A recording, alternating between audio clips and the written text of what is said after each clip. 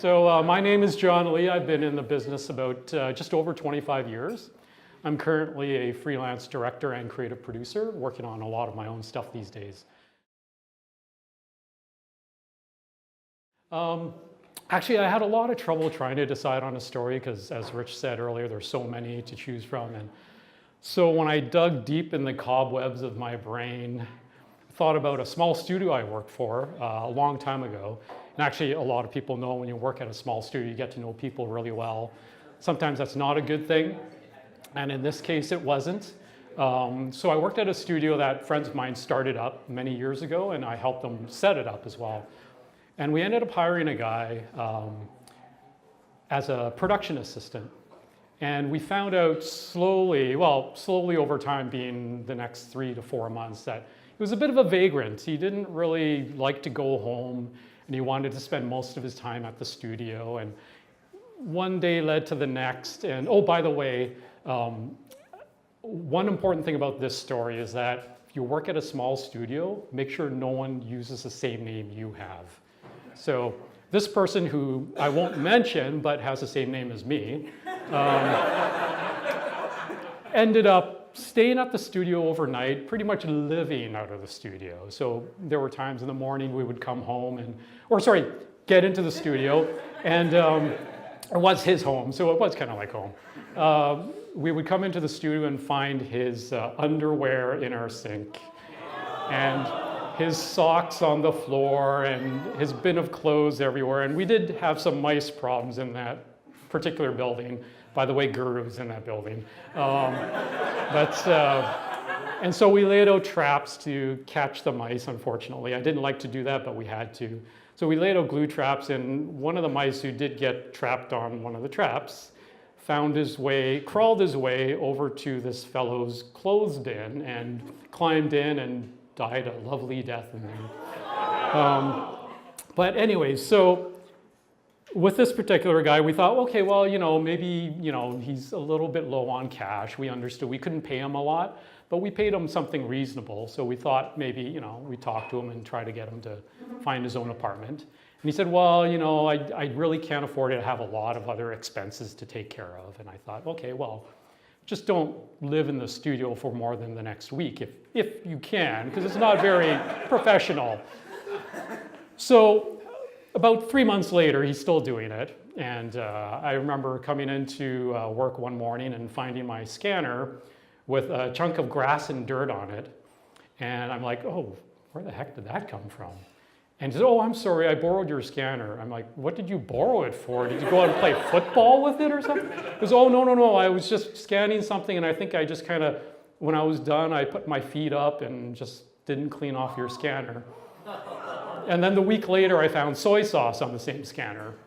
So I guess he used it as a placemat as well. But anyways, so those are kind of the lighter things, because we found out later that he had some other strange habits. And so coming back to make sure no one else has your name. So one afternoon, the phone rings, and someone else at the studio says, John, there's a call for you. I'm like, oh, okay. Not expecting a call, but sure, I'll take a call. If it's Bell trying to sell me something, that's even better. So I answer the phone. I say, hey, it's John here. And I hear this voice on the phone. Oh, hi, John. I'm like, sorry, who is this? Oh, it's Angel. I'm like, Angel? I don't know an Angel. Angel from last night. I'm like, no, I was working here last night, and then I went to see my girlfriend after that. And you're not my girlfriend, I'm pretty sure of that. So she said, no. We met at the corner of so-and-so and so-and-so last night at midnight. You still owe me $85. And I'm like, hang on a second. You've got the wrong John. And she's like, no. You met me at this corner. I'm like, no, I was never there. And she's like, no. And I said, okay, hang on a second. There's another John here. Describe me. She goes, well, you're tall. And I'm like, I'm Asian. I'm not tall, except for Sam. Sam's probably the tallest Asian I know. But I'm like, okay, first of all, I'm not tall. And she goes, well, you're Caucasian. I'm like, I am Asian. That's wrong. And then she said, and you drive a green car. I'm like, well, I got you there. I would never buy a green car. I know it's the other guy. And she goes, oh, I'm sorry. I think I have the wrong number then. So she hangs up. And then she calls back. Oh, hi, can I speak to John? I'm like, no, it's John again, but the wrong John. You're calling the wrong number. So she hangs up again. A couple days pass. I'm like, oh, thank God. I don't want to deal with that again. So a few more days later, John, there's a call for you. I'm like, okay, I'm not expecting a call, but it could be anybody. Who knows? Hello, this is John speaking. Oh, hi, John. It's Savannah. I'm like, Savannah? I don't know Savannah. Yeah, it's Savannah from last night. Remember, you picked me up at the corner of so-and-so and so-and-so. You owe me $120. I'm like, no, not again. And we went through the same spiel, and I explained it's the wrong John you've got. I don't drive a green car. I would never buy a green car. So I hang up the phone, and I talk to my friends, the owners of the studio, and I say, listen, these calls have come in. We've got to keep an eye on this guy.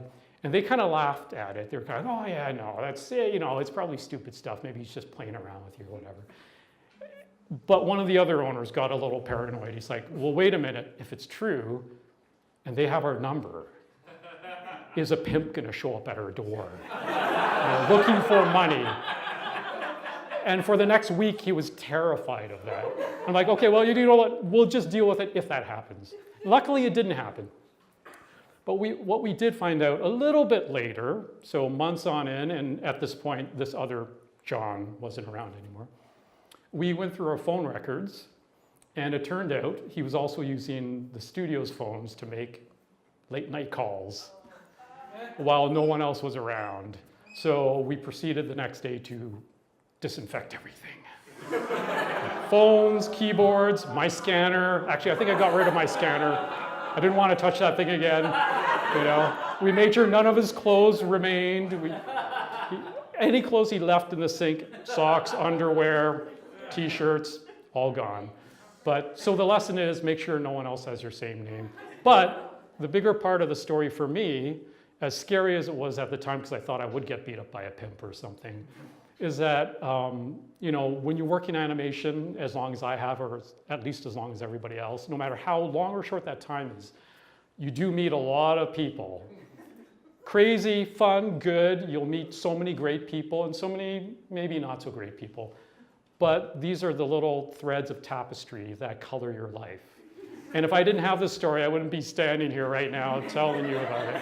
And that story does continue much further, but it could take me 2 hours to continue with what else he did. But I'll leave it at that for now. Anyways, thank you so much.